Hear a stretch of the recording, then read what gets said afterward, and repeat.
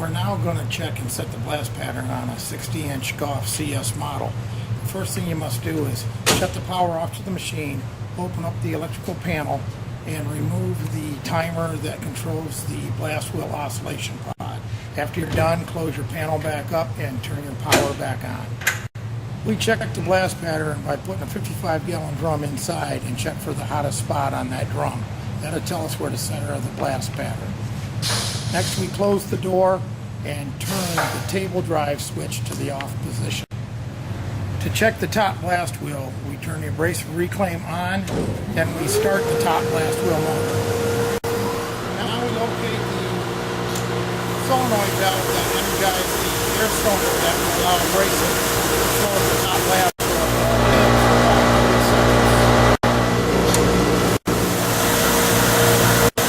Shut your blast wheel off, then open up your door. Table drive switch back to the on position and jog your table around. The ripple on this barrel shows where the blast pattern is set for the top blast wheel. We're going to be blasting flat stock or product flat down on our table. So this blast pattern is set too high, so we're going to have to move it down a little bit.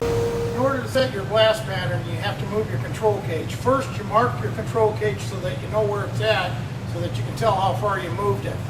This particular blast wheel, we want to bring our blast pattern down.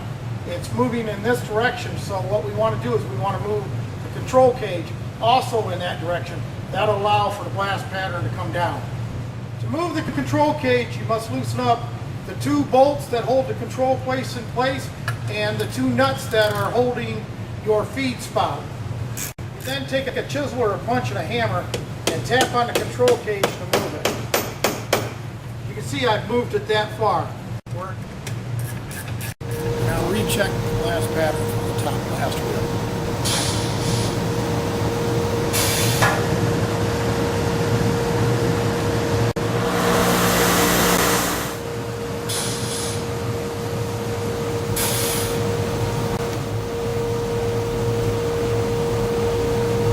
This is now where our blast pattern is set.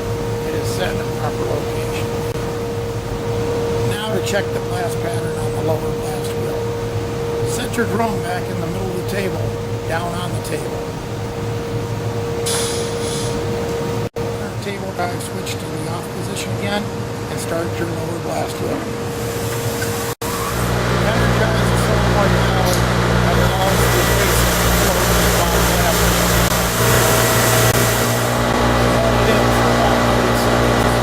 Shut your blast wheel off.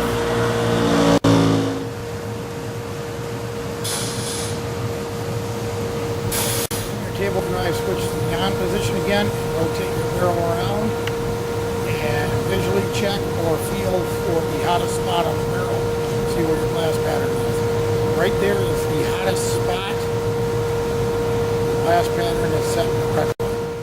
Now that you've set your blast pattern, turn the power back off to your machine, open up your control panel, and reinstall the timer for the blast wheel pod. Close your door and turn your power back on to your machine.